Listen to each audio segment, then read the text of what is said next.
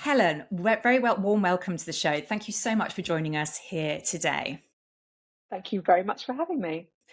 Well, I'm very excited to have you because I heard you speaking at a GDST, Girls' Day School Trust event about a month ago. And I knew that I needed to invite you onto the show and to share more about your own leadership journey, reflections, learnings along the way. So I'm really looking forward to getting into this today. So Helen, just starting off, what have been some of those key moments in your leadership journey that you can share with us? Such an interesting question because I was thinking about this earlier this week because I was at the gym with my trainer and he said it's exactly 10 years since we started doing lifting weights together. I mean, it feels like a funny jump off point for talking about leadership, but it was 10 years ago, 2016. I was running my own business, so that was I had a long career in publishing, working across mostly kind of working across luxury magazine brands like Harper's Bazaar and Esquire, kind of leading divisions and things like that. But I'd always wanted to run my own business. And so I took the plunge in 2013 and was running created a little content agency for luxury brands, doing various things. And by 2016, I absolutely hate this.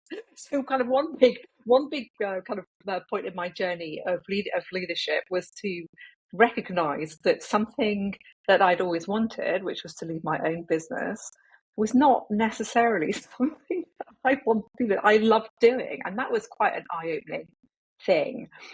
When you've got a small business, you're very executionary, very operational. You are your own HR, your own legal, your own accounts department, all that kind of stuff. And it taught me a lot about the values that I have and the strengths that I have. And that's so I was a bit stressed out and burnt out and out of shape. And I thought, okay, I've got to get this. This business is going quite well financially. I need to just do it better. So, and actually, that was when almost completely out of the blue, I got a call about saying they wanted a CEO for Walpole, and Walpole is it's the only trade body in the UK for luxury brands. It's everybody from Burberry to Bentley to the Macallan, Farragher's, that kind of thing. It's a very, very strong sector worth 81 billion to the UK economy. And they were looking for a new chief exec, and I thought, what happens if my dream of building my own little empire is not my dream after all? Maybe it's not just. Maybe there is another path for me here in terms of leadership. So that was those two kind of those things were kind of. I guess that was the inciting incident, if you like. If we were writing a novel about this, it was kind of like, here's me going, I'm doing this. I always wanted to lead a business. I wanted my own business. I'm doing it. I don't particularly like it, even though it is going really well. And then somehow the stars align, and then something that speaks to my experience in luxury that really needs a good storyteller, which is what I've always done. It's always been the kind of heart of what I've been good at. That needs somebody that has also run their own small business. So because it's as an organisation, it's not enormous. It's got a big reach, but it's not huge, and it really needs to grow. And somebody with the courage to grow an organisation which was at that point not in its best shape, and really needed to kind of accelerate and have a big turnaround thing. So that I guess is the if it's not really in a nutshell, is it? But I love that. I love that. Those moments are really fascinating to me. And there's already like lots of questions from that I'm sort of like already sparking. And one of those questions for me is, that's really interesting. You had this long held dream to run your own business, to be the leader within your own capacity. And it didn't work out. It wasn't what you thought it was going to be. when do you know when it's right to keep going and to keep trying? And when do you know to go, actually, that's enough, let's draw the line and walk away? I'm really curious about your perspective on this. I think that is is another really interesting question, because I'm not sure that you. I think the point at which you know that it's not, that you need to do something else, is when you go, I'm doing the work. People are enjoying what I'm doing. I'm making money. I'm not giving up on this because it's not going well. But actually, it's making me deeply unhappy, because leadership is not. It looks lovely from the outside. It's really hard. There's no one to fall back on. You are, for the first time, if you're in charge of something, whether it's your own show or you're in charge of a business, you don't have somebody to kind of validate what you're doing. Other people are looking for you to validate what they're doing. You don't have somebody to kind of pat you on the head and stick a plaster on something when it goes wrong. You are. It's down to you. And I think if it's that, requires an enormous amount of kind of resilience and inner strength, and just the kind of bloody mindedness sometimes to just keep on going. And I think that's the point, when something is not making you happy, you don't. That's very corrosive on your resilience and inner strength. If it's not aligning with the things that you're good at, or if you're in an organization where the values of the organization, the culture of the organization doesn't align with yours. I mean, that's happened to me earlier in my career, but not in the kind of the period that we're talking about. That's the time to kind of give up on it and go, like, I need to do something else. And actually, that was why it was so, the kind of the trigger point, in a way, or kind of it's all coalesced around that, me turning up at the local Virgin Active to go, I need a personal trainer. This is like, I'm feeling, I knew I didn't have the strength to keep on doing what I did, and I kind of have externalized that into, I literally need strength. But actually, that was also, having that was hugely important and hugely interesting. And I would say that to anybody in a leadership position, physical strength is absolutely should be a non-negotiable if you're going to try and run something, because the stronger you are physically, that creates a kind of mental strength. And actually, also, when things are very, very high pressured, you do have a kind of level of fitness um, that will help you plow through things, because it is, there are great highs about leading something or running something. um, there are also really difficult points, whether they're kind of externally, because the geopolitical situation has caused you caused your business some problems, or whether just the kind of the culture in your organisation might be not where you want it to be. Whatever that is, then that's it. Sorry, that was such a long answer. No, for me, this I was wanted to let you finish, because I think for me this was absolutely fascinating. And in my work that I do with kind of coaching, but also working with organizations and teams, what I talk about, this idea of self leadership, and I think everything you're talking about is, you've got to be able to lead yourself, and this idea of, also, you need to know what your values are, what you're about, that you're in the place that aligns. I think this is, like, for me, absolutely music to my ears. But I'm also very interested in this idea of what we do in our habits to really be at our best. And funny enough, I'm also somebody who loves strength training. I definitely see it as part of not just my fitness, but my leadership. I'm really curious about that. So, are there other habits or other things that you think are a really important part of your routines that allow you to be the best version of Helen, the best version of yourself?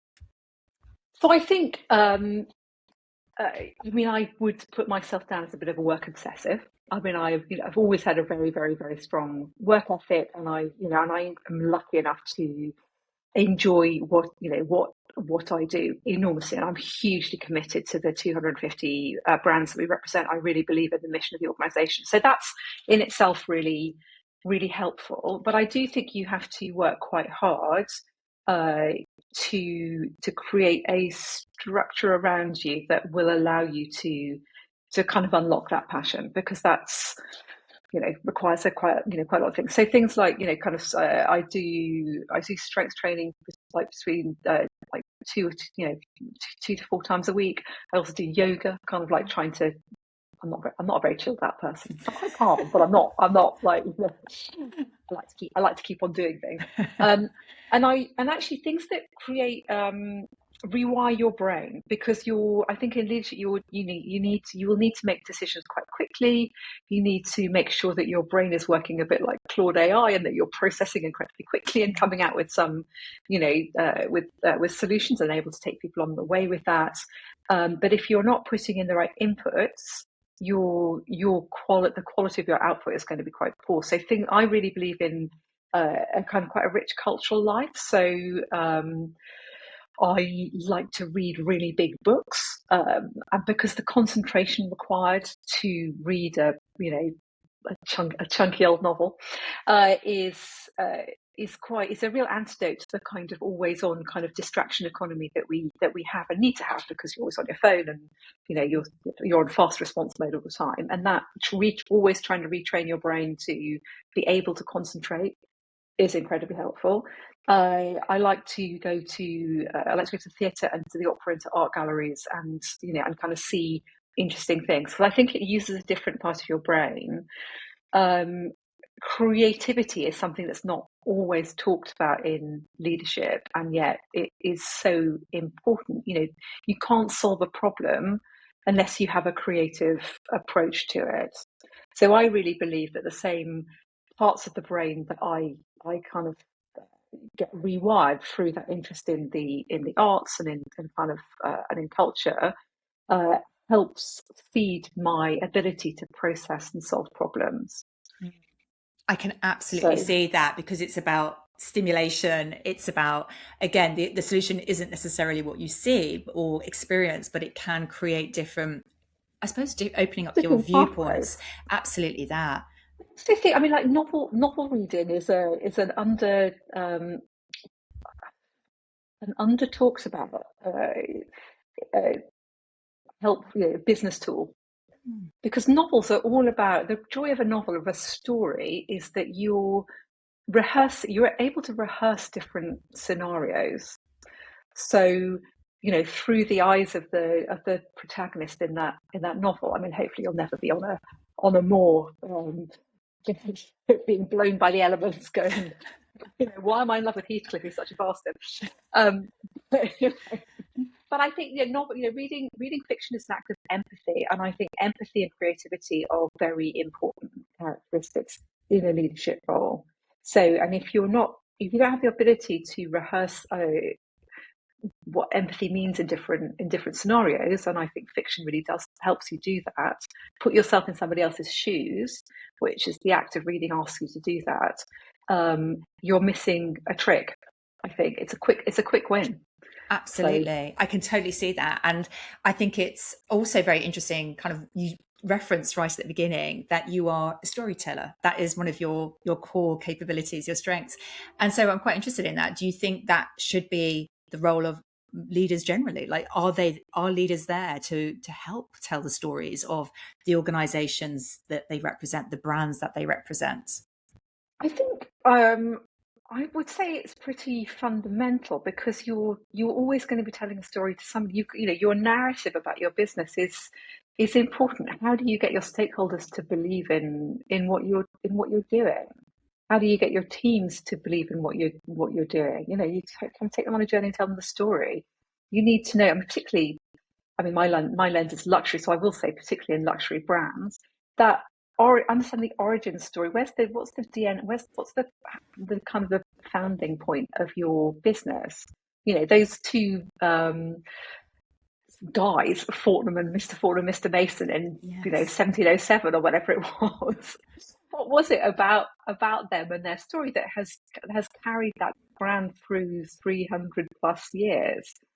These things are kind of fascinating. We are storytelling is really hardwired in us as human beings, and actually showing up as a human, if you're a leader, is really it's really fundamental. I mean, a kind of act of humanity, and I think particularly in in a world where we are, we're kind of the relationship between human and machine is, has never been more interesting. What are those components? So I think telling a story doesn't need to be very fanciful or imaginative, but it gives you the reason to believe. Also, the kind of like how you the strategy of your company, which is the kind of the role of the leader, it doesn't come out of nowhere. It comes out of understanding the deep history of your business, the story of your customers, and then how that works towards where you need to go next. I love that. And I think it's really interesting as somebody who's come from a background, my first career in brand marketing, it wasn't in luxury, it was in the food industry, but I absolutely believe in the power of storytelling. And I love the fact that it's also clearly something you see aligned with the leader's role as well. And I am very interested in the role that you're currently in. So you talked about the fact that you are CEO of this organization, 250 brands, luxury brands. I can imagine they're quite varied, different scales, different histories, as you mentioned. But that's 250 stakeholders as well. How do you manage that? Because I can imagine that there are some that are more vocal, some that are more demanding, that there are sometimes not aligned agendas going on across that sort of number of stakeholders. So how do you manage that as a leader in the organization you're in? I think you really need to listen. So I think if you're not listening to, whether it's an organisation like Walpole, which is a kind of very niche, very posh CBI, posh isn't the wrong word. It's not posh. It's like it's a kind of let's just a very specific kind of CBO, business organisation. I think every customer is a stakeholder. So I've got members. If you're running, I don't know, the Unilever, you will have lots and lots of customers. You'll also have different stakeholders, but you have to just listen to what everybody is saying, and then your role is to find the common thread. Because actually, what we have in common is so much more compelling than what we have that divides us. So there will always be, kind of different interests, different priorities. But your role is to bring those together, and then the storytelling part of it is to go like, look, this is the thing that brings us together, and this is what we need to come together around and campaign on, or kind of drive things forward, or those things. And I think that's but it starts with listening. I can well imagine. And I think it sounds and then communicating. Sorry, and then communicating. Absolutely. And I'm glad you're saying that, because I think it sounds like it's about actually really creating the purpose, the why, to why would we come together to work together in this way towards something. And I think that idea of listening is so powerful. And yet so many leaders I meet or future leaders, people who want to be leaders as well, they talk about their ability to speak. It's often about focusing on how they're speaking rather than how they're listening. Do you think that balance is right? I just think, you can't. What they're probably they're just skipping talking about a step, aren't they? So because nobody can speak without having listened first, because you won't have the right information for what you're trying to say. So they're probably doing as much listening as I am, but they're just articulating it slightly differently. So I am, we were talking about stakeholders and listening to stakeholders and being a really good listener. I'm also interested in moments when you've experienced disagreements or conflict in any of the sort of roles that you've been in as a leader, and how you kind of move forward. How do you find the ways to kind of navigate through that when there appears to be perhaps not that common thread? I think sometimes you just have to be prepared to have an uncomfortable conversation. So, and I think those are always done best one-to-one. And you're just going, look, say it's a big meeting of your stakeholders, and there is somebody who's a particularly vocal person about disagreeing with the forward strategy, the forward momentum of what you're trying to do. So I think you have to be prepared to be candid and honest and go, look, I just want to I want us to have I need us to have an uncomfortable conversation. You have to do that now because that gives them an opportunity to go, like, you've prepared them for the fact that the conversation you need to have with them is, is not necessarily a talking about football. But that gives them the opportunity to say, actually, that okay, fine, but can we do it in, I don't know, later on today, so they feel more comfortable. They might want to do it now, and then you go, look, I'm going to, I need us to have an honest conversation with each other because, in that meeting, what you were, and you really want to try to unpick what you were saying, so I can understand it better. And I think then you just to give them the opportunity to kind of just tell you why.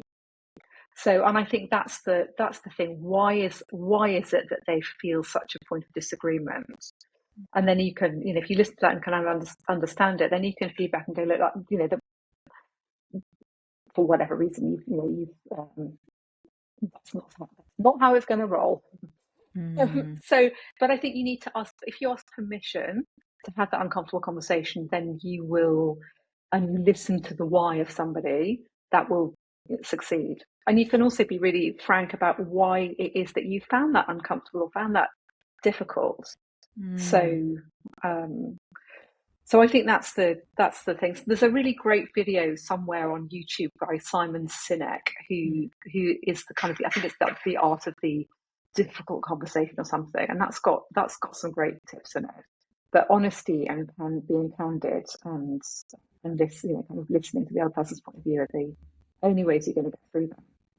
I really like that. And I really like the fact that also you're talking about flagging to the other person that it's coming and giving them the option of when they have that conversation, because I think that's also very interesting. Sometimes what's uncomfortable is a difficult conversation has been thrust upon you, or, the person's not ready or in the space emotionally or mentally to have that conversation right now.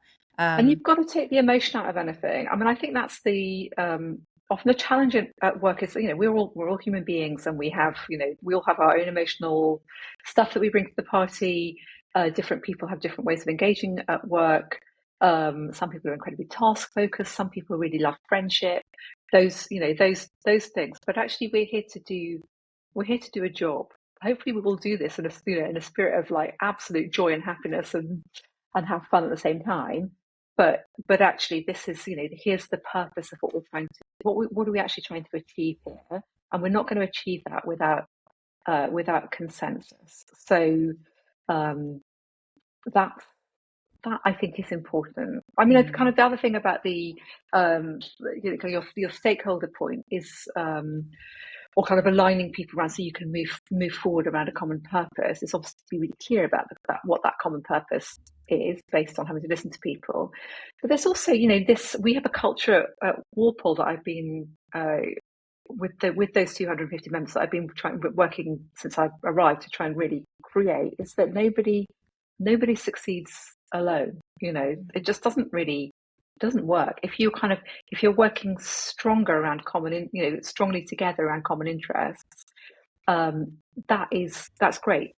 I ask our members to rinse Walpole for every kind of ounce of value they can possibly get.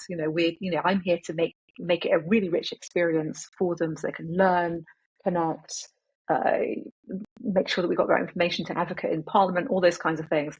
But once you've done that, how can you help somebody within the community? How do you think about the stakeholders as a community? And I guess it's then back to that: what do they got in common? Reminding people what they've got in common, reminding them that nobody succeeds alone, and then the kind of idea of kind of playing it forward. So giving is a very satisfying thing to do. I think that's so powerful, isn't it? Because that idea of contribution within a network is, sometimes people feel like networks are there very much at that surface level of, socializing. But actually that idea of what can you give is a very powerful idea. And if I translate that to leaders of teams, equally this idea of how do you build a team that isn't just about the work or performance, but it's also about contributing. Like, what can you give? Like, how do we grow together? How do we develop together?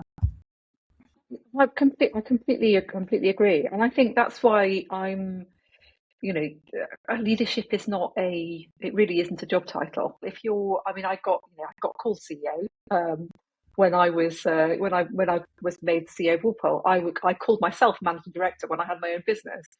It doesn't, you don't need to. Leadership is it's a behavior, and I think it is it's like how can I help you? How can I, what can I do that will help us achieve our goals better? It's about understanding and being sensitive to other people's needs.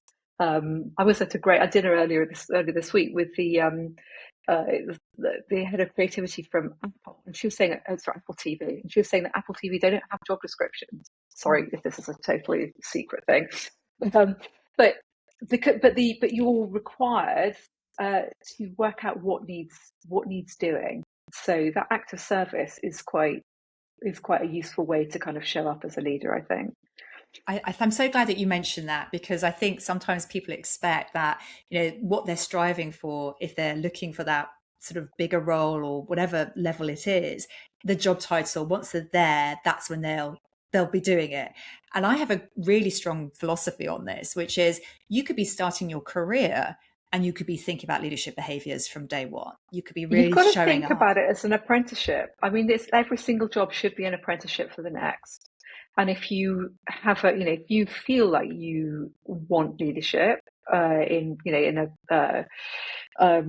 its most obvious way, then you've got to start early. Mm, Observe and also lead in your own bit. So yeah, fantastic. apprenticeship is big with me. I love that. I remember you talking about that when I first heard you speak, and I thought that was such a brilliant way of framing it. Leadership is an apprenticeship, and it's also suggesting there that that's an ongoing journey, right? Just because we kind of hit certain job titles doesn't mean like we sit back and relax and that's it. Actually, the ongoing growth is really important, right? And I think every single job I've had has been an apprenticeship for the next one. But also many of the people I've met. I mean, to say everybody might be a lot, but the people prepare you. I mean, in the very sad position of writing an obituary for one of our board members, who died. I mean, very very young, but he died very recently. But I was thinking, and I've known him for 20 years, and I was going, actually, the reason that you were so extraordinary was because you taught me so many lessons without ever knowing that you were teaching me anything. And I really wouldn't have been where I am today without having listened to what he was saying 20 years ago, and kind of subsequently. And so you also find your teachers in interesting and often unusual places. So I think that kind of openness to awareness that you need to be learning. So hopefully in an apprenticeship situation, you've got a kind of master.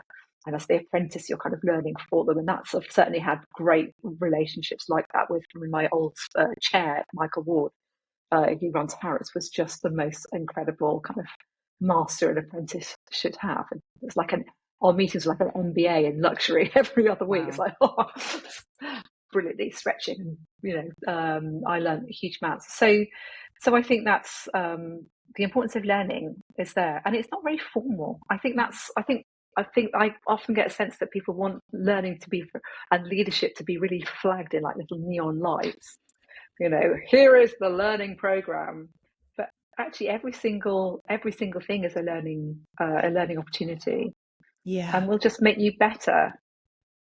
Be better. There we go. That's my mantra. that's Just the just always mantra. I love that. always Well, want to be better.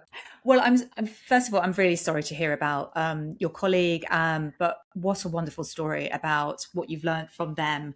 And I really like that idea as well, that we can learn from all of the places. It isn't that we just do one course, one program, tick, we've now achieved it. I think you're absolutely right. I think leadership for me is about being who you are, how you're showing up, and what you're doing like every day, not the big grand things, but the small things every day. Yeah. Absolutely. And also Lovely. learning from the things that you do really, really badly. Yes. Well, oh my goodness. I mean, wow. I'm sure I'm very aware of time there, and I would love to spend more time with you, kind of going into detail on that. But I think this is probably a good moment for us to kind of wrap the podcast. I mean, we've talked about so much here, from your own leadership, what you do to be the leader you are, through to what your views are about being a leader and how to be the best version of that. I'm just really curious, from everything we've spoken about here, if you want listeners to sort of really focus in on one thing to take away, what is that thing from today? I think so. I think this understand what your own strengths are is the most important possible thing. So if you don't know what who you are as a person, you will be of no service to anybody else. And also you'll make your own self quite miserable too. So that's probably the main thing. Of course, the idea of apprenticeship and learning and listening are the other ones. But that's know your values and your strengths. Fantastic. Know your values, know your strengths.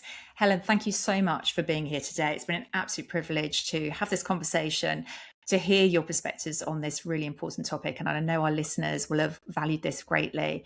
Thank you so much for being here today. No, I've really enjoyed it. Thank you so much. Thank you. Bye for now.